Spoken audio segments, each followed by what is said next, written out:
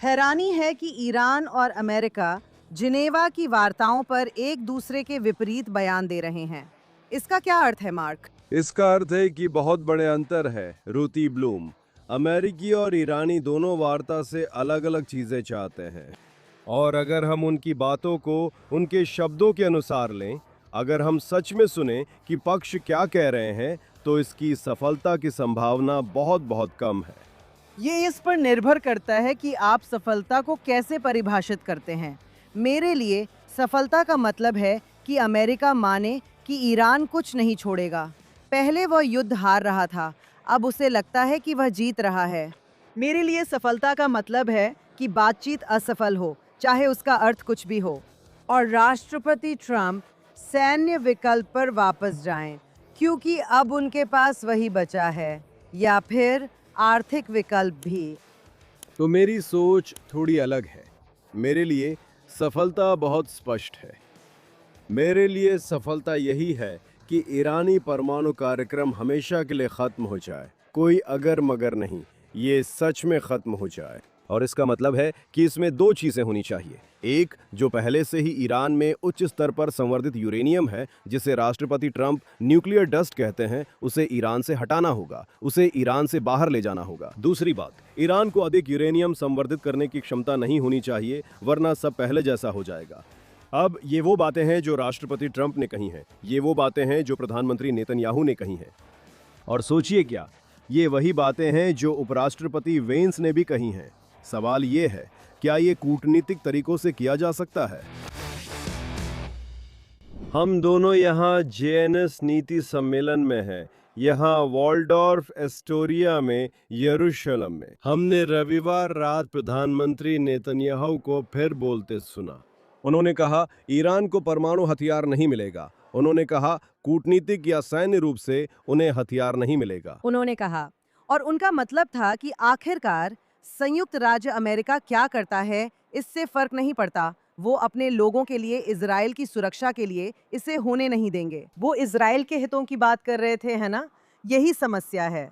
हमारी समस्या उपराष्ट्रपति हैं, सिर्फ जेडी वेंस नहीं, क्योंकि सच कहें तो वो ट्रंप की अनुमति के बिना कुछ नहीं करते, बिल्कुल नहीं।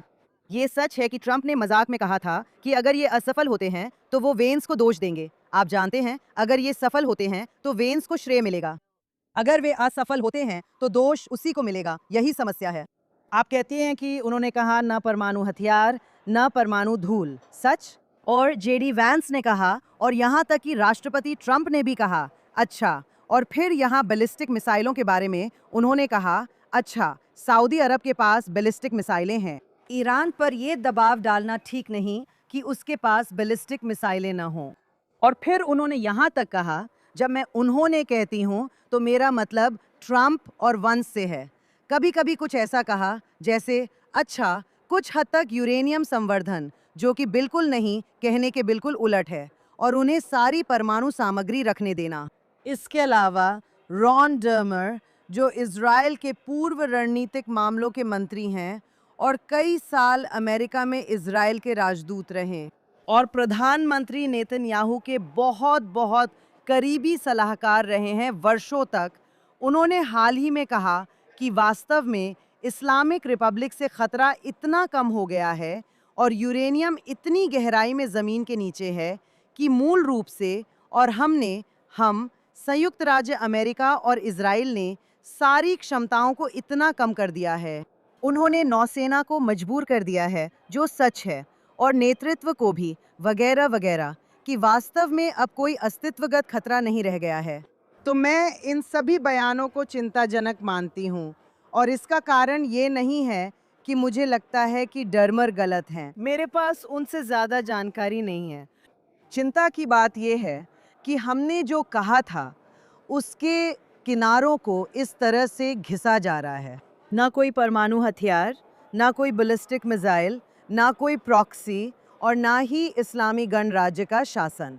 इसलिए मैं बहुत चिंतित हूँ, क्योंकि जब आप इन वैश्विक जिहादियों के साथ ऐसा करते हैं तो बस उन्हें और प्रोत्साहित और साहसी बना देते हैं। और यही वजह है कि वे कहते हैं, नहीं, माफ़ कीजिए, आपको एहसास है कि हम संयुक्त राज्य अमेरिका और इजराइल इस युद्ध को जीत रहे थे और ये सच में जल्दी ही खत्म होने वाला था। आप जानते हैं, अमेरिकन लोग कहते हैं कि उन्हें कभी न खत्म होने वाले युद्ध पसंद नहीं। ये कभी ना खत्म होने वाला युद्ध नहीं है। ये तेज युद्ध था और तेज होता अगर बार बार लंबे युद्ध विराम न करने पड़ते, जिससे शासन कह सकता था कि हमें फर्क नहीं पड़ता, हम अब भी यहाँ हैं। मैं आपकी कुछ बातों का जवाब देना चाहता हूं, खासकर जेडी वेंस के बारे में, जो उपराष्ट्रपति हैं। कुछ लोग उन्हें एक डरावना किरदार बना रहे हैं। ये मुझे उस वक्त की याद दिलाता है जब बंधक वार्ता में विटकॉफ थे और कुछ इजरायली लोगों ने उन्हें डरावना किरदार बना दिया, जैसे वे हमास के प्रवक्ता हों। और आपने सही कहा, ये सभी वरिष्ठ प्रशासनिक लोग राष्ट्रपति और प्रशासन की ओर से बोल रहे हैं। अगर आप जेडी वेंस से खुश नहीं हैं, तो ट्रंप से भी खुश नहीं हो सकते। वो राष्ट्रपति के सेवक हैं और राष्ट्रपति की इच्छा से सेवा करते हैं, ये स्पष्ट होना चाहिए। दूसरी बात मैं कहना चाहता हूं, आपने कहा कि कोई भी बैलिस्टिक मिसाइलों के बारे में बात नहीं कर रहा है और आप सही हैं। और आप ये भी कह सकते हैं कि कोई भी प्रॉक्सी के बारे में बात नहीं कर रहा है और आप फिर भी सही होंगे। और आप कहेंगे, लगता है ईरान में शासन परिवर्तन को अभी ठंडे बस्ते में डाल दिया गया है, फिलहाल कोई इस पर बात नहीं कर रहा, और आप सही हैं। मैंने तर्क दिया और आपको मुझसे सहमत होने की जरूरत नहीं है रुथी, लेकिन मैं तर्क दूंगा कि अगर आप प्राथमिकता गए तो केवल एक ही महत्वपूर्ण मुद्दा है, हालांकि वे सभी महत्वपूर्ण हैं। मैं चाहता हूं कि उन सभी मुद्दों का समाधान हो। मैं चाहता हूं कि शासन गिरे, ईरान बैलिस्टिक मिसाइल छोड़े और यमन, गाजा, लेबनान में उसकी प्रॉक्सी सेनाएं खत्म हो। यही मैं देखना चाहता हूं। लेकिन एक चीज जो नीति बनाने वालों को करनी होती है, जब हमने इस पर पहले चर्चा की थी, नीति बनाने वालों को प्राथमिकता देनी होती है। और इसमें मेरे मन में कोई शक नहीं है, परमाणु मुद्दा सबसे बड़ा मुद्दा है। और अगर परमाणु मुद्दे का समाधान सफलतापूर्वक हो जाता है, चाहे सैन्य तरीके से या कूटनीतिक तरीके से, तो वो बाकी सब चीजों को पीछे छोड़ देता है। अगर आप ये कर पाएं तो ये अच्छी बात है। जैसे यहूदी सेडर की रात कहते हैं, दायेनु, मतलब इतना काफी है। लेकिन बस एक आखिरी बात, आप जो सही कह रहे हैं वो ये है कि अगर कल को ये बुरा ही खत्म होता है, मान लीजिए, और मुझे नहीं लगता कि ऐसा होगा, लेकिन मान लीजिए ट्रंप प्रशासन ओबामा भी जैसा कुछ करता है, ठीक है, हमें फिर से एक अजीब सा समझौता मिल जाता है जो बस समस्या को टाल देता है। और फिर आप जानते हैं, मैं तो यहां तक कहूंगा, फिर रूथी ब्लूम और मैं हमारे श्रोताओं और दर्शकों से कहूंगा, पिछले 40 दिनों में जो कुछ भी हुआ है, जिसमें ईरानी शासन का सिर कलम कर दिया गया है, जिसमें आपने वरिष्ठ नेतृत्व की पूरी श्रृंखला को हटा दिया है, सुप्रीम लीडर अयातुल्ला खामनेई से लेकर सेना और रेवोल्यूशनरी गार्ड के नेताओं तक, आपने शासन का सिर कलम कर दिया है। आपने उनके परमाणु वैज्ञानिकों को भी खत्म कर दिया है। आपने उनके परमाणु कार्यक्रम को पूरी तरह नष्ट कर दिया है। हाँ, आपने वाकई उन्हें बहुत पीछे धकेल दिया है। हमने सुना था कि वे बम बनाने के कुछ हफ्ते या महीने दूर थे, अब वे 3 साल दूर है। परमाणु बम से इतनी दूरी होना एक बड़ा बदलाव है। अगर आप सिर्फ राष्ट्रपति ट्रंप का कार्यकाल खत्म होने के बाद के 3 साल गिने, वे परमाणु बम बनाने से 5 साल दूर है। आपने उनके मिसाइल कार्यक्रम पर कड़ा प्रहार किया है। आपने इसे पूरी तरह खत्म नहीं किया, लेकिन आपने इस कार्यक्रम पर जोरदार हमला किया है। आपने उनकी और मिसाइलें बनाने की क्षमता नष्ट कर दी है। आपने इस मुद्दे पर वाकई में उन्हें कड़ी चोट पहुंचाई है। आपने उनके प्रॉक्सी पर भी कड़ा प्रहार किया है। हमास अब पहले जैसा हमास नहीं रहा, हिजबुल्लाह भी अब पहले जैसा हिजबुल्लाह नहीं रहा। वे अभी भी मौजूद हैं। अब वे पहले से काफी कम ताकतवर है। भले ही इसका नतीजा अच्छा ना निकले या राष्ट्रपति ट्रंप ओबामा जैसे समझौते की ओर जाएं, कुछ बदलाव के साथ मुझे उम्मीद है वे ऐसा नहीं करेंगे। लेकिन उन बुरे हालात में भी हम इजरायली लोगों के तौर पर और पश्चिमी दुनिया के तौर पर फिर भी उस स्थिति से कहीं बेहतर हैं जिसमें हम इस सब के शुरू होने से पहले थे। ठीक है, सबसे पहले मैं कहना चाहूंगी कि राष्ट्रपति ट्रंप ट्रूथ सोशल पर बहुत पोस्ट करते हैं और कई बार विरोधाभासी बातें भी कहते हैं। ये कहना गलत है कि बैलिस्टिक मिसाइलों का जिक्र नहीं हुआ। उन्होंने कहा था कि शायद ईरान कुछ बैलिस्टिक मिसाइलें रख सकता है। सही है। दूसरी बात, उन्होंने सच में ट्रूथ सोशल पर पोस्ट किया कि उनके पास प्रॉक्सी नहीं हो सकते, जबकि वो बार बार विरोधाभासी बातें कहते हैं। और आप सही हैं, हम पहले से ज्यादा सुरक्षित हैं। लेकिन कुछ मामलों में ये और भी बुरा है, और मैं आपको बताऊंगी कि मुझे क्यों लगता है कि ये बुरा है। राष्ट्रपति ओबामा का एजेंडा था अमेरिका और पश्चिम को कमजोर करना और दुश्मनों को खुश करना। उन्होंने शुरुआत से यही कहा था और वे सॉल अलिंस्की वादी थे। आप जानती हैं, आप अमेरिका को अंदर से नष्ट कर देती हैं। उन्होंने कहा, अमेरिका किसी भी दूसरे देश से महान नहीं है। उनका एक एजेंडा था और इस्लामी गणराज्य के साथ उनकी डील उसी एजेंडा का हिस्सा थी और इसलिए ये सुसंगत और एक रूप था। राष्ट्रपति ट्रंप ने दूसरी ओर इसका उल्टा कहा। उन्होंने उस डील को फाड़ दिया। उन्होंने कहा, नहीं नहीं नहीं, सिर्फ इतना ही नहीं कि वे परमाणु हथियार नहीं रख सकते, उन्होंने कहा कि वे दुनिया की बुरी ताकत नहीं बन सकते। 1980 के दशक से वे ईरान के बारे में ऐसा कह रहे हैं जब वे राजनीति में भी नहीं थे। तो समस्या ये है, क्योंकि वहां सैन्य कार्रवाई हुई थी और वह बहुत सफल रही, मैं तो कहूंगी खासकर इजराइल की ओर से। मुझे पता है कि ट्रंप इसका श्रेय लेना पसंद करते हैं, लेकिन 12 दिन की जंग में भी, मेरा मतलब है, असली मेहनत तो इजराइल ने ही की थी और अमेरिका बाद में आया था। मैं अमेरिका की उपलब्धियों को कम नहीं आंक रही हूँ, बिल्कुल भी नहीं। मैं बस कह रही हूँ कि इजराइल ने किया ताकि अमेरिकियों, खासकर ग्रोइपर्स को समझ आ जाए कि इजराइल चाहता है कि अमेरिकी सैनिक मरें वगैरह। ये सच नहीं है।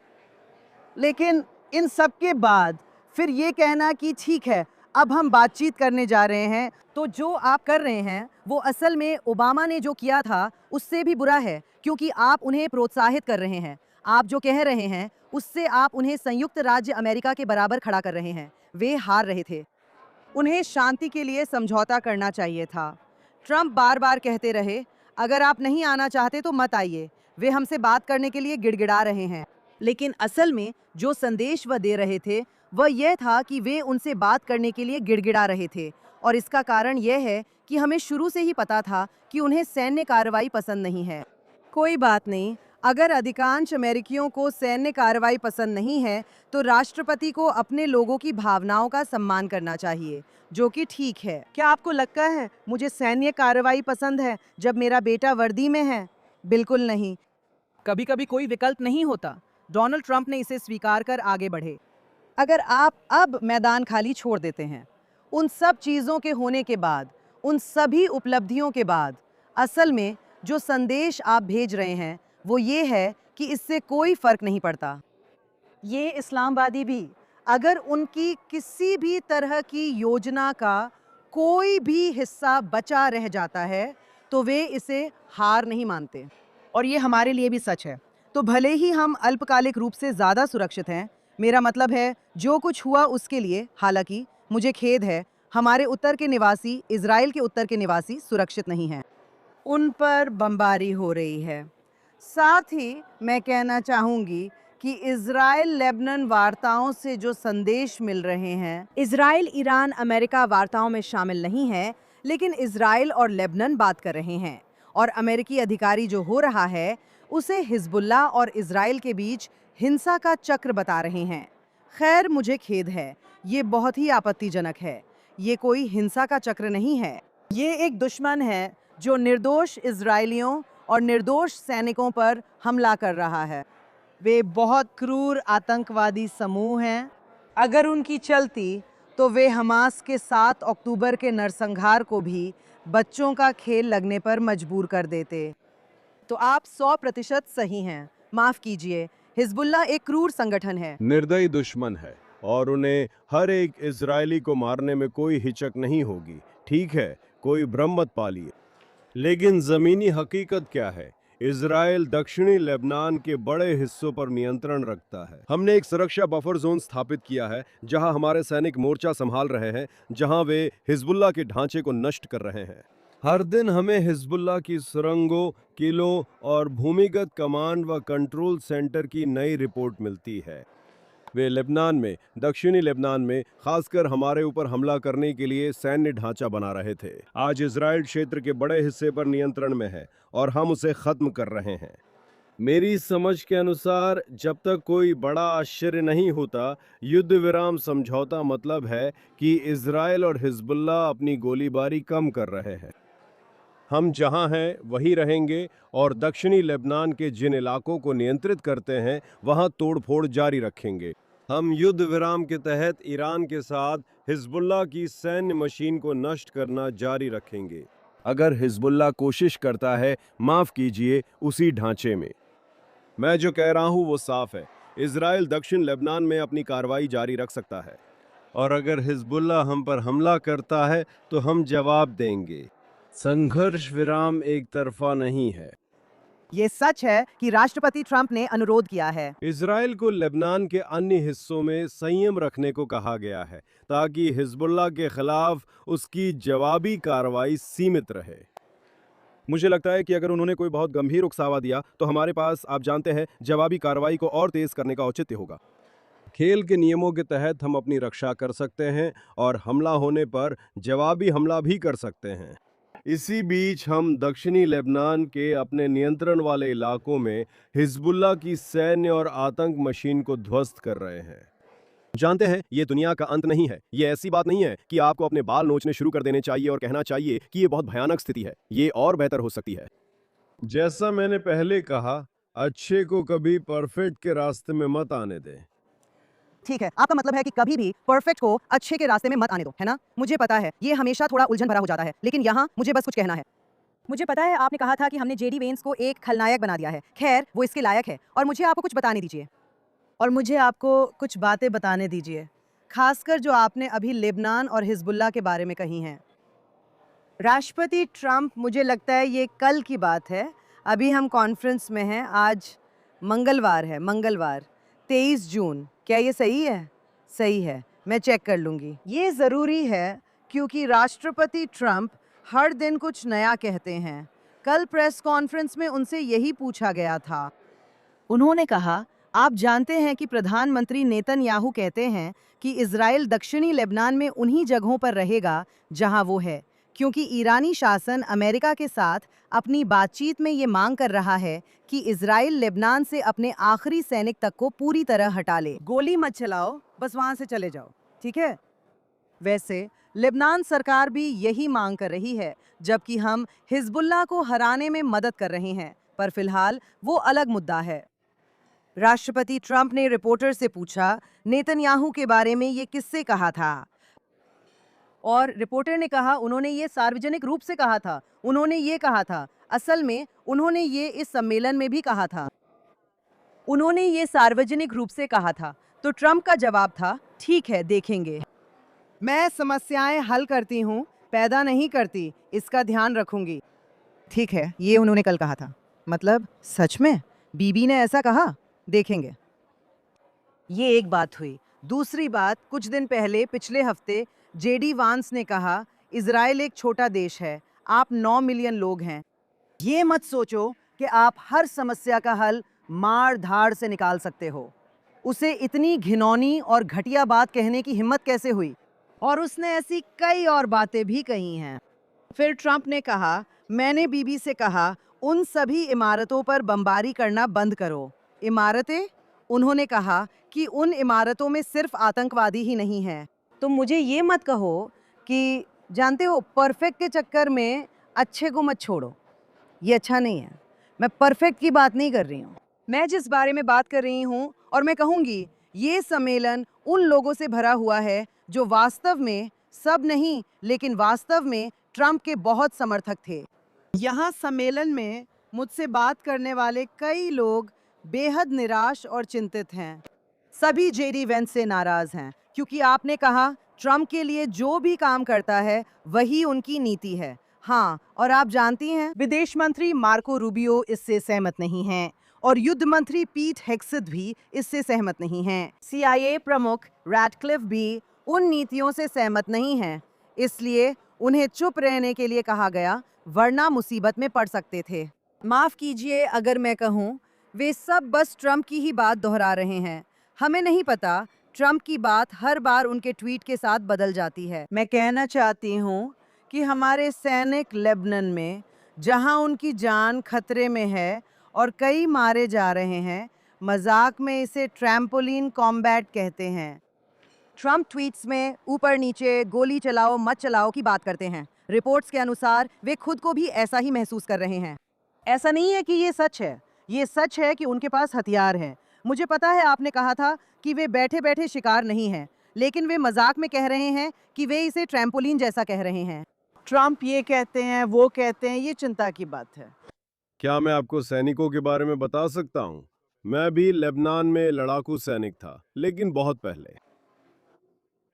मैं जानता हूँ सैनिकों का काला हास्य संकट से निपटने का तरीका है। सही है। लेकिन तथ्य ये है कि हमने लेबनान, सीरिया और गाजा में सुरक्षा बफर जोन स्थापित किए हैं। और ये सुरक्षा बफर जोन इजराइल राज्य के हितों की सेवा करते हैं। हाँ, वे दुश्मनों को हमारे नागरिक समुदायों से और दूर कर देते हैं। मेरा मतलब है, हमें समझना होगा कि सेना का काम हमारे लोगों की रक्षा करना है ना? तो अगर वे लेबनान में हैं, अगर वे दक्षिणी सीरिया में हैं, अगर वे गाजा में हैं, तो वे आतंकवादी खतरे से निपट रहे हैं। आप कह सकते हैं कि इजराइल के पास गाजा जाकर सब कुछ साफ करने की क्षमता है, लेकिन हर तरह की रणनीतिक समझ के कारण अब हम, माफ कीजिए, गाजा के 60% हिस्से को नियंत्रित करते हैं और बाकी 40% हिस्से को फिलहाल के लिए छोड़ रहे हैं। सीरिया में हमारा नया जिम है, जिसे आप टाई पहनने वाला आतंकवादी कहते हैं, सही है? हाँ, वो अलकायदा से आया आदमी ही सीरियाई राज्य चला रहा है। वो अच्छा बनने का दिखावा कर रहा है और राष्ट्रपति ट्रंप को देखकर मुस्कुरा रहा है। हमारे पास उसके बारे में इजराइल में ज्यादा गलतफहमियां नहीं है, फिर भी हमने दमिश्क में घुसपैठ नहीं की है। हम दक्षिणी लेबनान और दक्षिणी सीरिया में सुरक्षा क्षेत्र नियंत्रित करते हैं। दक्षिणी लेबनान में भी यही स्थिति है ना? इसलिए मैं दोहराता हूं, क्या हमने खुद पर कुछ सीमाएं लगाई हैं? क्या हमारी रणनीतिक वास्तविकताओं और अमेरिका से संबंधों के कारण हमारे काम की कुछ सीमाएं हैं? मैं यहां कुछ कहना चाहता हूं। संयुक्त राज्य अमेरिका के साथ हमारा संबंध इजराइल का सबसे महत्वपूर्ण, सबसे अहम संबंध है। और इजरायली प्रधानमंत्री और इजरायली राष्ट्रपति के बीच का संबंध, अमेरिकी राष्ट्रपति के साथ का संबंध एक बहुत ही अहम संबंध है, जो इजराइल की राष्ट्रीय सुरक्षा के लिए बेहद जरूरी है। और मैं आपसे कहना चाहता हूं कि जब कभी ये मुश्किल होता है और इजरायली जनमत के खिलाफ भी जाता है, तब भी प्रधानमंत्री जरूरी नहीं कि गलत काम कर रहे हो। जब वे कहते हैं, ठीक है राष्ट्रपति ट्रंप, इन हालात में मैं आपकी बात मानने को तैयार हूं, हमें याद रखना चाहिए, है ना? और साफ कहे तो इजराइल के दुनिया में दोस्त हैं। भारतीय मोदी भारत में इजराइल के अच्छे दोस्त हैं, है ना? हमारे पास दुनिया में और भी अच्छे दोस्त हैं। हमारे पास यूरोप में भी दोस्त हैं, चाहे आप माने या ना माने। और लैटिन अमेरिका में भी। और लैटिन अमेरिका में भी। हाँ, कोलंबिया में चुनावों के बाद हमारे पास लैटिन अमेरिका में एक नया दोस्त है। हाँ, हमारे पास दोस्त हैं, लेकिन संयुक्त राज्य अमेरिका की जगह कोई नहीं ले सकता। और ये जरूरी है, जैसे किसी भी रिश्ते में होता है। आप जानते हैं, जैसे पति और पत्नी।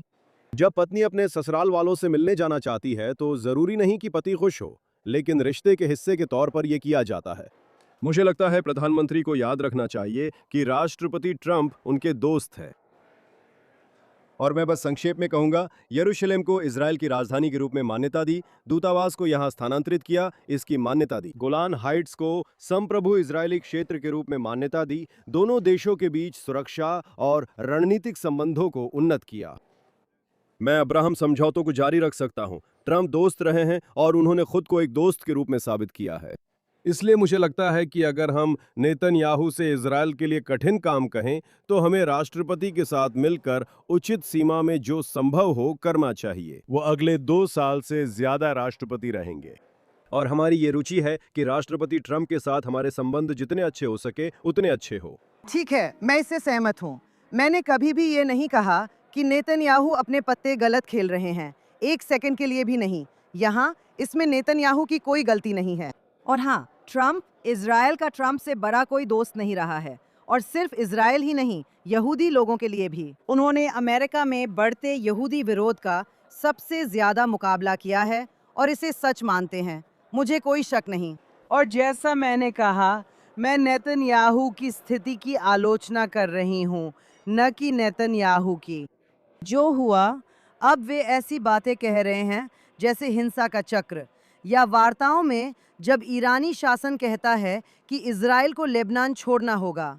आपने बफर जोन पर जो कहा वो सही है, आप सही हैं।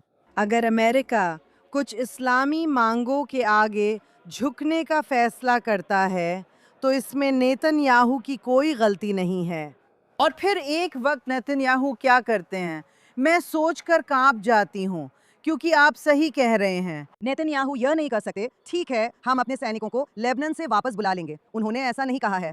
और हाँ, ये सच है, कभी-कभी उन्हें सेना से कहना पड़ता है कि कार्रवाई थोड़ी कम करे। मान लीजिए, मैं एक पल के लिए भी प्रधानमंत्री नेतन्याहू की आलोचना नहीं कर रही हूँ। मुझे लगता है कि वो बहुत मुश्किल स्थिति में हैं।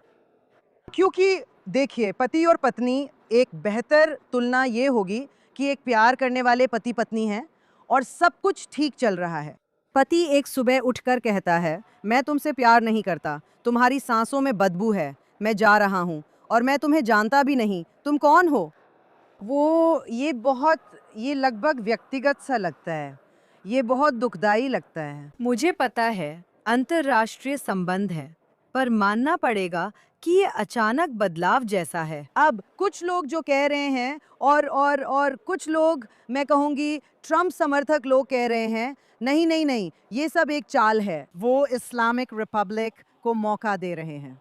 और आखिर में 4 जुलाई के जश्न के बाद, 250वीं वर्षगांठ के बाद और शायद मिड टर्म्स या जो भी हो उसके बाद, वो इसे बर्दाश्त नहीं करेंगे। और वो नहीं करेंगे और वो इजराइल के साथ अपने लहजे को रोकने वाले हैं। हमें नहीं पता, लेकिन मेरी राय में उन्हें जो सलाह मिल रही है वो बहुत खराब है। सोशल मीडिया की प्रतिक्रिया से भी यही लगता है। मैं ग्रोवेपर्स की नहीं, बल्कि पूरी तरह ट्रम्प समर्थक उन कंजर्वेटिव्स की बात कर रही हूँ जो निराश हैं। मैं बताती हूँ कि मेरा मतलब क्या है।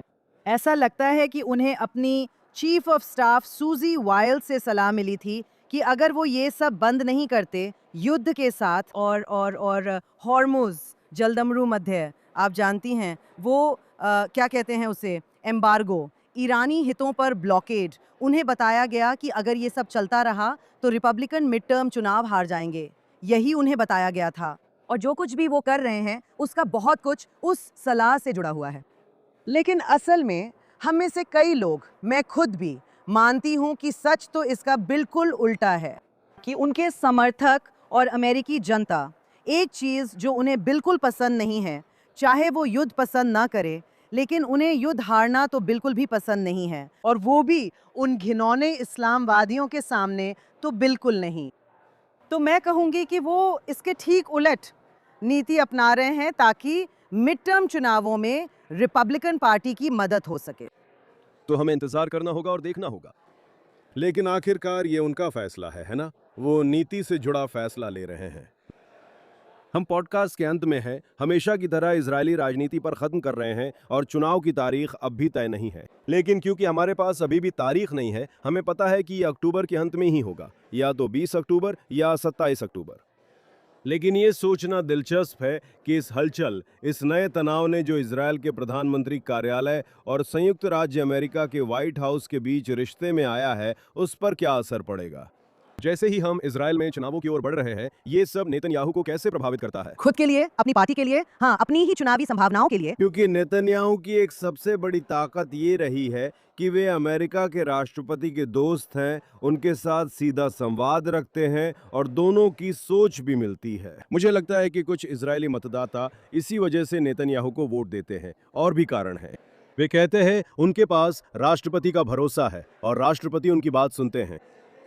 और अगर ये रिश्ता चाहे सही हो या गलत, लेकिन अगर मतदाता देखते हैं कि ट्रंप और नेतन्याहू के रिश्ते पर कोई संदेह है। रूथी, क्या आपको लगता है कि इससे नेतन्याहू के फिर से चुने जाने की संभावना पर असर पड़ सकता है? हाँ, ये मुमकिन है, लेकिन आप जानती हैं इसका उल्टा भी हो सकता है। मैं तो उल्टे मामले पर ही ज्यादा विश्वास करती हूँ, और वो ये है कि अगर राष्ट्रपति ट्रंप नेतन्याहू के खिलाफ हो रहे हैं तो हमें नेतन्याहू की पहले से कहीं ज्यादा जरूरत है, ताकि जो होने वाला है उसमें हम सही दिशा में रह सकें। क्योंकि मैं आपको एक बात बताऊं, हम बहुत कुछ जानते हैं, आप और मैं दोनों। हम ऐसे लोगों को जानते हैं जो नेतन्याहू से प्यार करते हैं, हम ऐसे लोगों को भी जानते हैं जो नेतन्याहू से नफरत करते हैं। हम ऐसे लोगों को जानते हैं जो नेतन्याहू के बारे में वैसे ही महसूस करते हैं जैसे अमेरिकी लोग ट्रंप के बारे में करते हैं। वे अभी भी उन्हें पसंद करते हैं, लेकिन उनके लिए पागल नहीं है, कुछ इस तरह। आप जानते हैं, पूरा स्पेक्ट्रम है। लेकिन मैं आपको एक बात बताऊंगी, हर कोई जानता है, यहाँ तक कि जो लोग इसे स्वीकार नहीं करते, कि यह एक ऐसा नेता है जैसा कोई और नहीं है। अगर वे 7 अक्टूबर के बाद सत्ता में नहीं होते तो पहले की घटनाओं के लिए लोग उन्हें दोषी ठहराते और हम बड़ी मुसीबत में पड़ जाते। और मैं आपको बताऊंगी, मुझे लगता है कि अगर ट्रंप इजराइल का साथ छोड़ देते हैं, मुझे नहीं लगता कि ऐसा होगा, लेकिन आप जानते हैं, ये एक एहसास है, ये बहुत तनावपूर्ण है। और वैसे हमारा चुनाव मिड टर्म से लगभग 1 हफ्ते पहले होने वाला है, तो सब कुछ बहुत करीब करीब ही है। मुझे लगता है कि अधिकतर इजरायली मानेंगे कि अगर ट्रंप अब भी इजराइल के प्रति आकर्षित हैं, तो प्रधानमंत्री कौन है इससे फर्क नहीं पड़ता। अगर वो इजराइल के खिलाफ हो जाते हैं, तो हमें नेतन्याहू की पहले से कहीं ज्यादा जरूरत होगी। तो मैं आपको अभी बता देता हूँ। क्या आपको लगता है कि इसमें सच्चाई है? मैं राजनीति से निपटूंगा, न कि राष्ट्रपति से नहीं, मुद्दे से।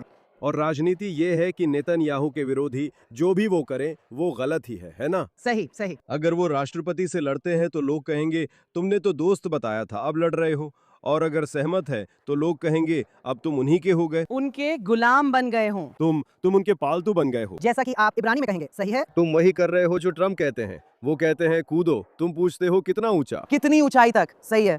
मेरा सवाल उन लोगों के लिए नहीं है जो नेतन्याहू को वोट नहीं देंगे और हर काम की आलोचना करेंगे। सही है। क्या ऐसे कुछ लोग हैं जो बीच में हैं, जो उन्हें वोट दे सकते हैं या नहीं भी दे सकते, जिनके लिए एक बार फिर ट्रम्प के साथ उनका रिश्ता एक राष्ट्रीय संपत्ति के रूप में देखा जाता है? अगर किसी को उस रिश्ते के साथ नहीं देखा जाता तो इसका मतलब ये नहीं कि ट्रम्प के पक्ष में उस मुद्दे पर खड़ा होना, जिसे 90% इजरायली सही मानते हैं, शायद शासन चलाने का सही तरीका हो। हमें इंतजार करना होगा और देखना होगा। मैं उम्मीद और प्रार्थना करता हूँ कि ये बस हलचल है, क्या यही सही शब्द है? और फिर हम बहुत जल्द एक बहुत मजबूत सहयोगी संबंध में वापस आ जाएंगे। मुझे उम्मीद है कि ये सच है। मैं भी आपकी तरह पूरी तरह सुनिश्चित नहीं हूँ कि ये सच है। कम से कम हम इस बात पर तो सहमत हैं कि हम दोनों की दुआ एक ही है। चलिए इसे इसी तरह रखते हैं और अगले हफ्ते आपसे हमारे JNS स्टूडियो में मिलने का इंतजार रहेगा।